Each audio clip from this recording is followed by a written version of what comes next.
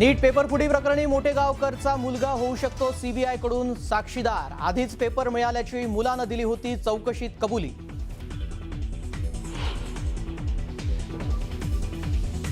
कांदा प्रश्नी तोडगा काढण्यासाठी मुख्यमंत्री आणि उपमुख्यमंत्री दिल्लीत। केंद्रीय मंत्री अमित शहांसोबत करणार चर्चा। शेतकऱ्यांना दिलासा मिळणार का याकडे लक्ष।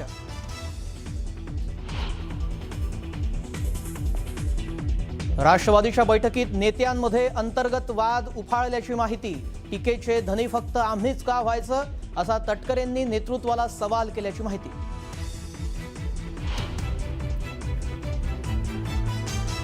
राष्ट्रवादीच्या बैठकीत भुजबळ आणि तटकरेंमध्ये खडाजंगी झाल्याची माहिती। तर वाद नाही, लवकर बोला सांगितल्याची भुजबळांची सारवासारव।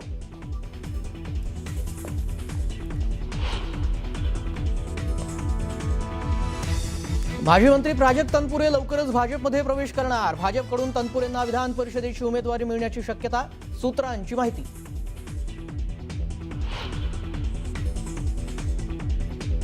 सतेज पाटील आज गोकुळसाठी नव्या आघाडीची करणार घोषणा। मुश्रीफ यांच्यासोबतची युती तुटणार का याकडे लक्ष।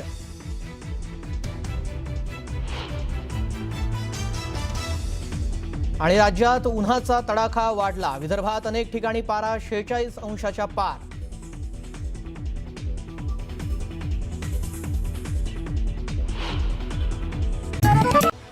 जळगावातील वाढत्या अतिक्रमणांवरून महापौर दीपमाला काळे यांनी अधिकाऱ्यांना भर रस्त्यातच धारेवर धरलं। स्टेडियम कॉम्प्लेक्स परिसरातील अतिक्रमण पाहून त्यांनी अतिक्रमण विभागावर हफ्तेखोरीचे आरोप करत तीव्र नाराजी व्यक्त केली। यानंतर महापालिकेने अतिक्रमण हटवण्याची मोहीम सुरू केली।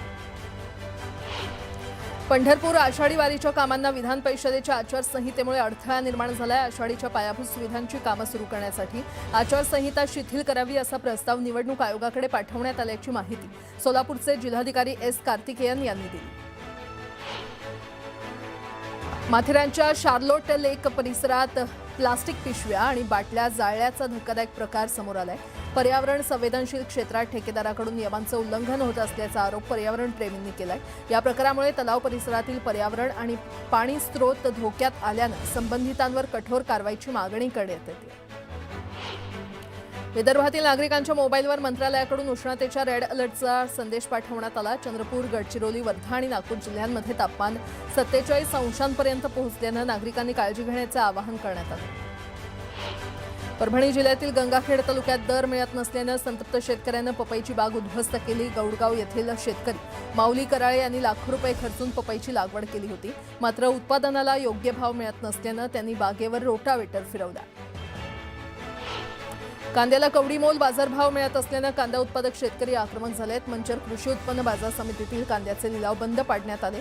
कांद्याला 20 रुपये हमीभाव मिळालाच पाहिजे अशी मागणी यावेळी करण्यात आली। सांगली आगारातून ई-शिवाई बस सेवेची सुरुवात करण्यात आली। 4 वातानुकूलित बसेस सातारा आणि पंढरपूर मार्गावर धावणार आहेत। साध्या बसपेक्षा किंचित जास्त शुल्क असलं तरी आरामदायी प्रवासामुळे प्रवाशांकडून या सेवेला चांगला प्रतिसाद मिळतो।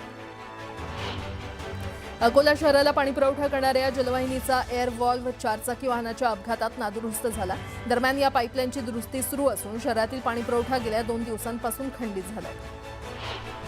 गोंदिया जिल्ह्यामध्ये तापमानाचा पारा वाढला। जिल्ह्याचं तापमान 46 अंशांवर पोहोचलं असून तापमानानं 12 वर्षांपूर्वीचा रेकॉर्ड मोडला। छत्रपती संभाजीनगरच्या पैठण तालुक्यात भीषण पाणी टंचाईमुळे मोसंबी बागा जळून जात आहेत। पाण्याअभावी शेतकऱ्यांवर लाखोंची फळबाग गमावण्याची वेळ आली आहे। अनेक ठिकाणी शेतकरी मोसंबीची झाडं सरपणासाठी विकतायत, तर पैठण तालुक्यातील 12 गावांमध्ये 8000 हेक्टरवरील मोसंबी बागा संकटात सापडल्या। वाढत्या इंधन दरवाढीचं संकट थेट शालेय विद्यार्थ्यांपर्यंत पोहोचतंय। इंधन टंचाईमुळे स्कूल बस सेवेवर टांगती तलवार आहे। त्यामुळे एका सत्रात शाळा चालवा, आठवड्यातील 3 दिवस शाळा भरवा अशी मागणी स्कूल बस संघटनेनं केली।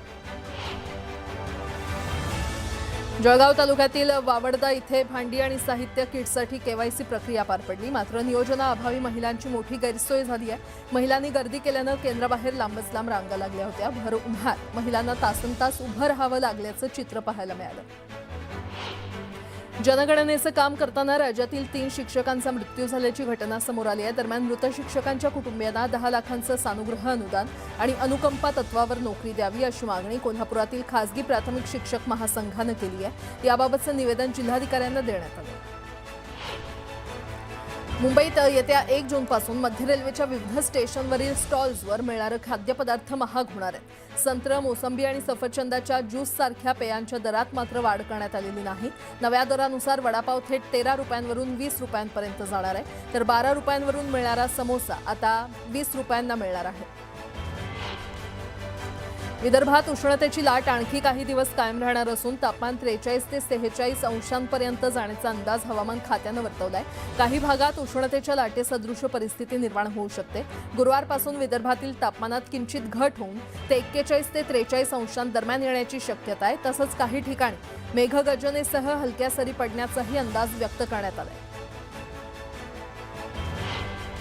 मुंबई राज्यमार्ग परिवहन महामंडळाच्या वाढत्या इंधन खर्चावर नियंत्रण मिळवण्यासाठी प्रति बस दैनंदिन 5 लिटर डिझेल बचतीचं उद्दिष्ट ठरवण्यात आलंय. यासाठी इंधन बचत म्हणजेच इंधन निर्मिती ही संकल्पना राज्यभर प्रभावीपणे राबवण्यात येणार आहे. यामध्ये उत्कृष्ट कामगिरी करणाऱ्या चालकांना प्रोत्साहनपर भत्ता आणि विशेष पुरस्कार देण्यात येणार असल्याची माहिती परिवहन मंत्री तथा एसटी महामंडळाचे अध्यक्ष प्रताप सरनाईक यांनी दिली. राज्यात अंगणवाडी केंद्रांमधील मॅन्युअल रजिस्टर बंद करून सर्व माहिती पोषण ट्रॅकरवर नोंदवण्याचे आदेश एकात्मिक बालविकास प्रकल्प आयुक्तांनी दिल्यानंतर वाढत्या मोबाईल वापरामुळे सेविकांनी मोबाईल मासिक रिचार्ज भत्ता वाढवण्याची मागणी केली आहे.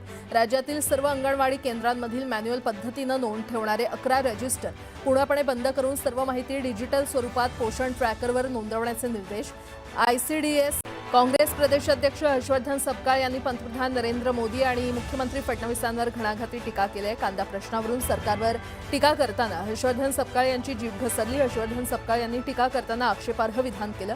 सपकाळ यांनी थेट अर्वाच्य भाषेत टीका केल्यानं आता नव्या वादाला तोंड फुटण्याची शक्यता आहे. बहुजन विकास आघाडीचे हितेंद्र ठाकूर आज एकनाथ शिंदेंची भेट घेणार असल्याची शक्यता आहे. विधान परिषद निवडणुकीबाबत भेटीत चर्चा होण्याची शक्यता वर्तवली जाते. आमच्यासोबत राष्ट्रवादी कम्युनिस्ट पक्ष असल्याची प्रतिक्रिया हितेंद्र ठाकूर यांनी दिली असून आगे आगे देखो होता है क्या असं म्हणत विलिनीकरणाच्या चर्चांवर सूचक वक्तव्य केलं. राज्याचे उपमुख्यमंत्री एकनाथ शिंदेंनी दिल्लीमध्ये गृहमंत्री अमित शहा यांची भेट घेतल्याची माहिती सूत्रांनी दिली आहे. दरम्यान एकनाथ शिंदेंनी देखील या भेटीबाबत दुजोरा दिलेला आहे. शिवसेना हा एनडीएचा घटक पक्ष असून दिल्लीमध्ये एनडीए नेत्यांनाच भेटणार असं शिंदेंनी स्पष्ट केल्याचं सूत्रांकडून कळतंय.